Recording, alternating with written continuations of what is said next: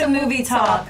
So we're back. So we're back. I'm so excited. We're back here with our guest filmmaker, actor, Dan Simon. Thank you. Thank you. Pleasure to have you here, Dan. What theater are we in right now? I feel like We're in New York City. That place before. Anyway, I don't know.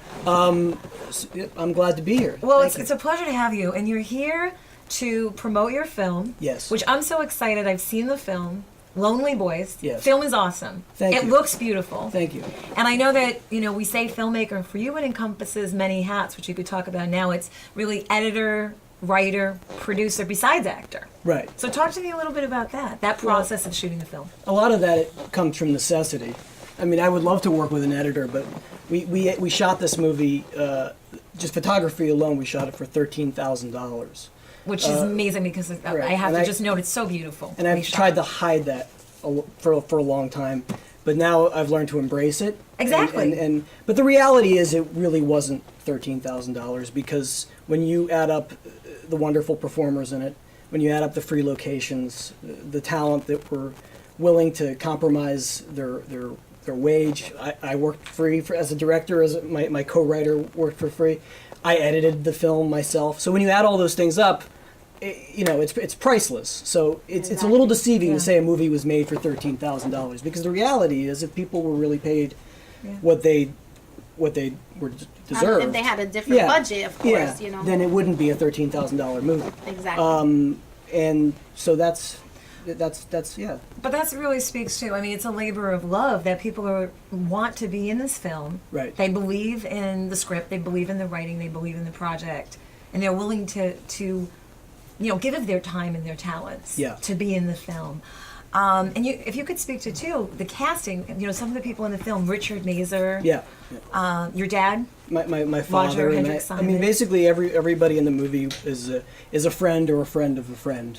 And someone I knew could play the roles we wanted them to play, and we're going to really deliver excellent performances and really have a chemistry together. So were the locations scouted in New York? Yeah, I mean, They were? Yeah, Oh, nice. we all the locations are in Brooklyn for the most part.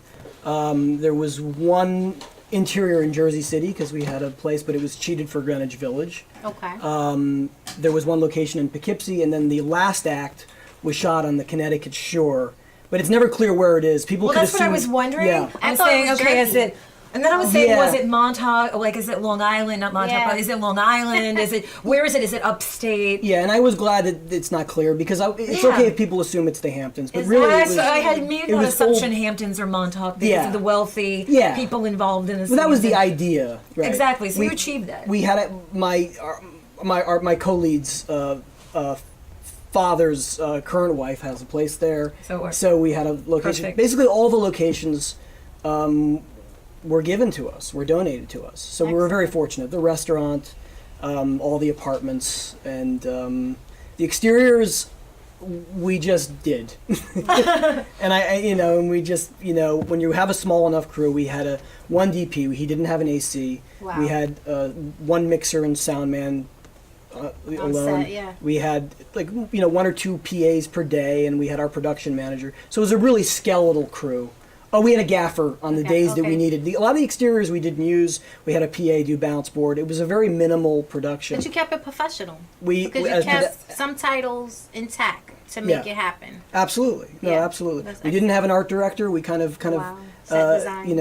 we kind of made that up As per you went. location on our own. Yeah, and we knew we had to make the film that way. Well, you know what I love? The film is about the restaurant business, but it's also through one of the characters, and it's also about, trying to make it, writing a script, trying to get your script. Right, it's about a playwright. Right. Yeah, they have separate lives. And trying not to, lose your integrity here in New York City, staying true to your artistic integrity and not losing sight of, selling out. Yeah, not not that cliche. compromising. Not compromising. Interesting. However, these guys go a little too far. Correct. And that's what makes it dramatic. And that's what makes it interesting. Right. For example, I don't know if I myself or even Greg, who's playing Saul, would be that uncompromising You know, you Yes. have to survive. You have to pay your Exactly. bills. But that's drama. You know, Yeah, you have to make it yeah. in the movie. You have to put a spice. So how long Exactly. did it take for you to actually complete this? Well, the screenplay was, we started writing the screenplay in late 2012, and it developed over the course of a year and a half. We wanted to shoot the movie in the summer of 2013. Okay. We originally tried to make a $400,000 movie, a $500,000 movie.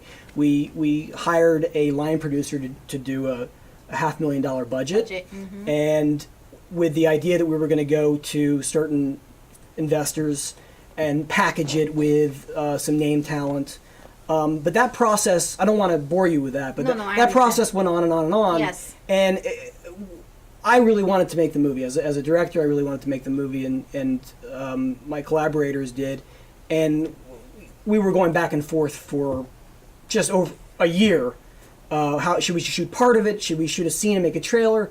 Mm-hmm. We finally made an Indiegogo campaign, and we had raised about a little more than $7,000. I should backtrack. We did that before we went to the line producer. The line producer, yeah. With the intention of using that startup money to raise more money. Exactly. So, come early spring of 2014, after a year and a half of trying to figure out the best way to produce this, I basically said, I called up my producing partner, writing partner, and said, let's just shoot this like a rehearsal. Oh, that's cool. Let's just make it low key. Let's use locations we have. Let's use all of our actor friends who are available. Because the great thing about the movie, production wise, was that Greg and I are the two leads. We're in basically every scene. But everybody else is pretty much a day player or a 2-day player. Which works. So it was easy to produce in that way. So I said, let's just tell everybody we're going to do this as an experiment, just to see how many scenes we can shoot. Eventually, when you get a crew involved and you start planning and scheduling, it becomes a little bit more official.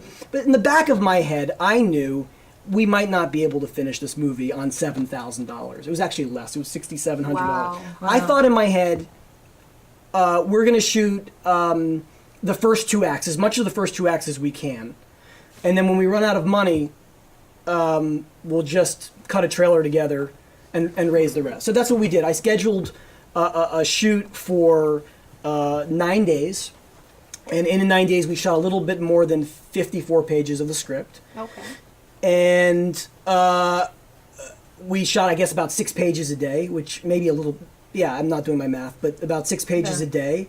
And we did it. We got those scenes in the can. We got those scenes in the can. Yeah. So from that, I went and I cut a 2.5-minute trailer.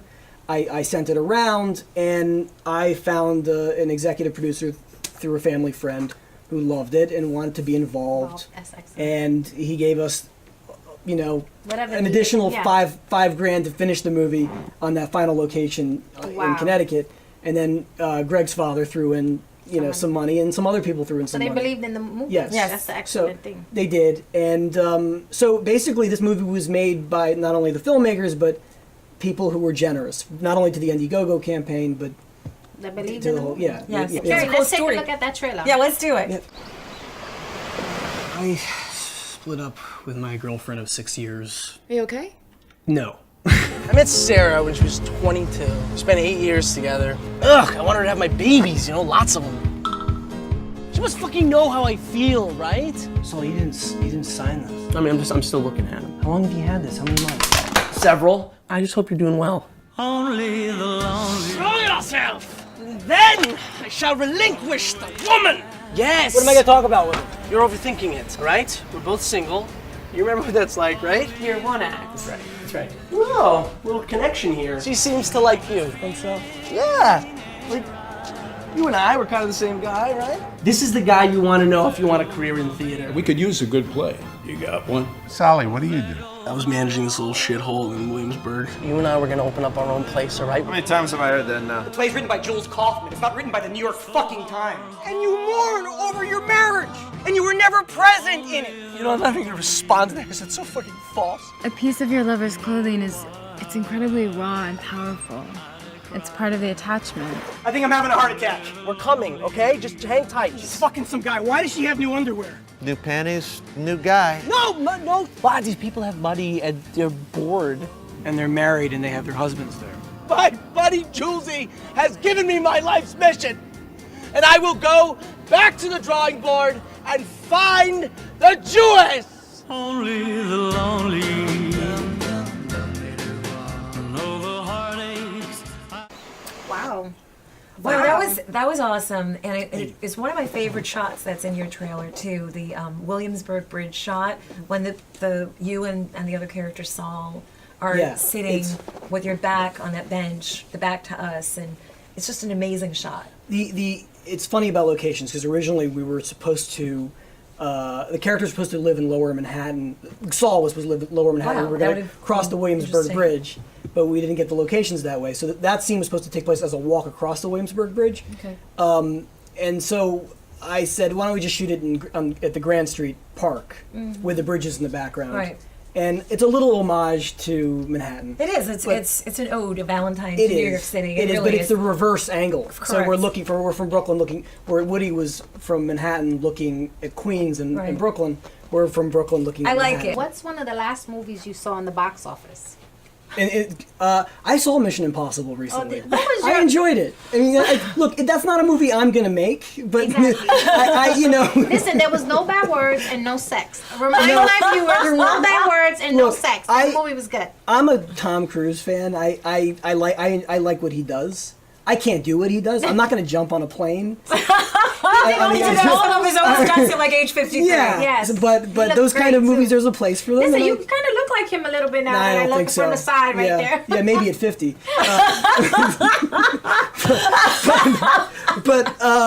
No, look, Tom Cruise to my generation is important because He is. we all grew up with him. Cocktail. Yeah, Rain Man, Cocktail, Risky Business. Born on the 4th of July. Born on He the did a 4th of great July. turn there. The Color of Money, which is one of my all-time I like favorite that one, movies. too. So he means something to all of us because he represented it from our adolescence and our childhood. He represented something that was very quintessentially American in not only the projects he chose, but his behavior and his attitude. jumped on towards He's very it. iconic. He's very he's iconic. iconic. Figure. So Yeah. I'm gonna go. I'll watch him in movies still. So I have a viewer's question.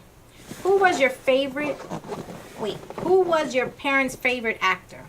My father's favorite actor. Yes, your Oh parents. my God! Wow. See, my dad admired.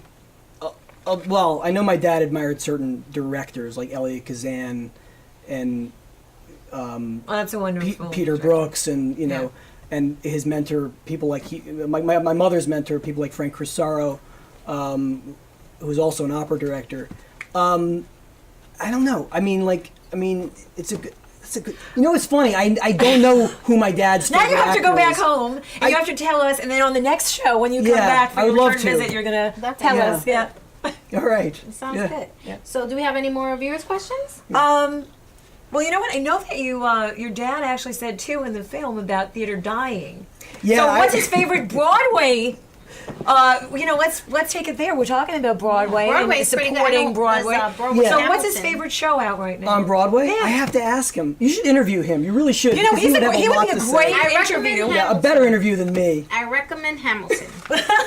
Okay. Well, you know what? My dad, let me just say something about my father. Aside from being a wonderful actor and a wonderful acting teacher, he's a brilliant director. And I wish he had more of an opportunity to practice his art. Exactly. Because the few shows that I've seen him direct, there's nobody who stages like him. Wow. And I learned a lot watching him growing up. And anyway, I just, so So you want to I give him a wish I shout had more out? of an what? You want to give him a shout out? Hey, Dad, I hope you're watching this. And you should act in more films and theater, but you should also direct more plays. Excellent. He's 72 years old and he's still doing it. Yeah. And my mother's a wonderful writer and an opera singer Wow, as well. And that's she great. actually has two new novels out right now. Excellent. So you should look her up, Sarah Levine Simon.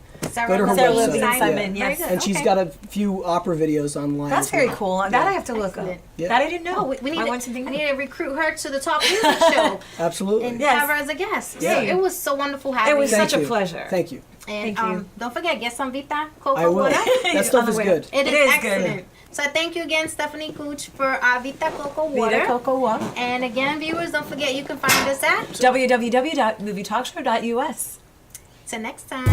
See ya.